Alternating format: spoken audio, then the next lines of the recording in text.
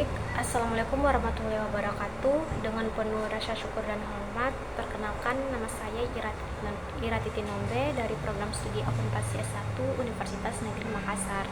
Pada kesempatan ini, saya akan mempresentasikan proposal saya yang berjudul Pengaruh Mentalitas yang Laku Terhadap Kepatuhan Pelaporan Pajak, sebuah dekonstruksi mindset anti akuntansi pada UMKM kuliner di Pantai Losari, Kota Makassar.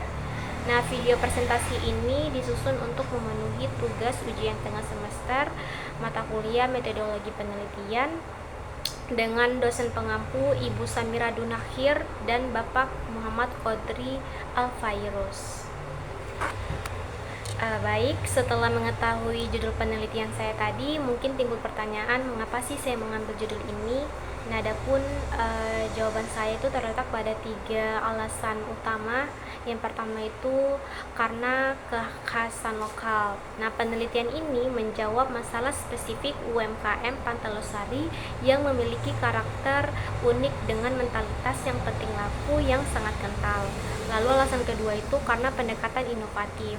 Berbeda dengan penelitian lain yang hanya berfokus pada regulasi, tapi penelitian ini menyentuh akar masalah melalui dekonstruksi mindset. Lalu yang ketiga itu karena relevansi konseptual.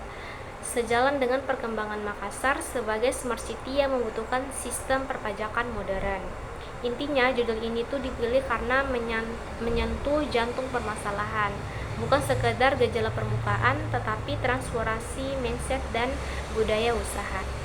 Untuk memenuhi urgensi penelitian ini, mari kita lihat potensi besar UMKM yang menjadi landasan umum.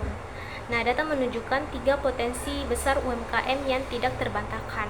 Yang pertama itu dari sisi kuantitas dan kontribusi. UMKM ini menguasai 99% usaha di Indonesia dan menyumbang lebih dari 60% PDB. Ini bukan lagi sektor pelengkap, tetapi penggerak utama ekonomi kita. Lalu yang kedua dari sisi ketenaga kerjaan. Nah, UMKM ini menyerap 123,3 juta pekerja. Bayangkan, ini berarti sebagian besar keluarga Indonesia itu bergantung pada sektor UMKM untuk penghidupan mereka. Lalu yang ketiga itu pemerintah menyadari potensi ini dengan memberikan dukungan permodalan yang masif melalui KUR dan kredit UMI yang totalnya itu mencapai 218 triliun. Nah, ini investasi besar-besaran untuk pilar ekonomi bangsa. Namun, di balik potensi besar tersebut terdapat 4 masalah krusial yang saling berkaitan.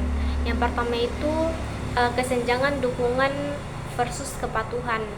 Padahal pemerintah itu memberikan KUR sebesar 192,59 triliun dan kredit UMI sebesar 26,2 triliun.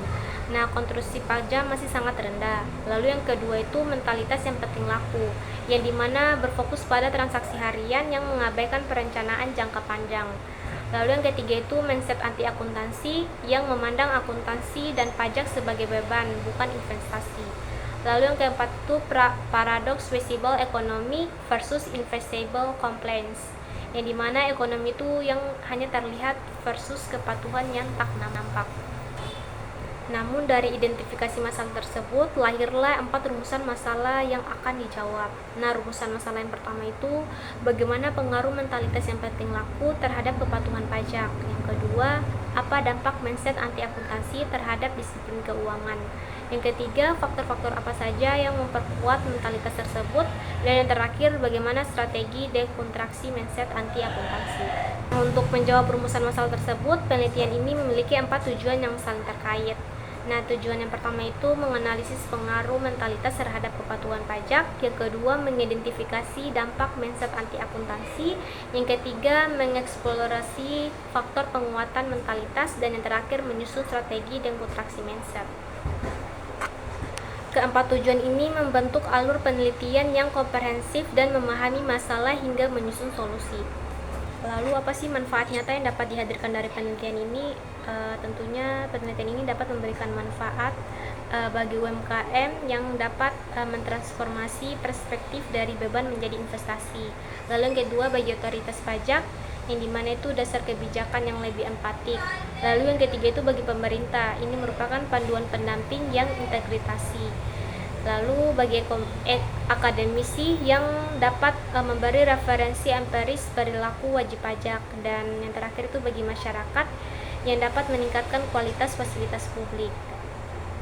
Baik, sebagai penutup, ada 3 alasan mendasar mengapa penelitian ini sangat diperlukan. Yang pertama itu karena menyentuh akar masalah, bukan sekedar gejala permukaan. Lalu yang kedua karena mentransformasi mindset dari beban menjadi investasi. Lalu yang ketiga itu karena membangun fondasi yang berkelanjutan untuk kepatuhan pajak dan jangka panjang. Nah, melalui pendekatan daun kontraksi ini, penelitian ini berkomitmen menciptakan perubahan mendasar yang lahir dari kesadaran bukan paksaan. Baik, itulah penjelasan saya mengenai proposal saya. Terima kasih atas perhatian dan waktu yang telah diberikan. Wassalamualaikum warahmatullahi wabarakatuh.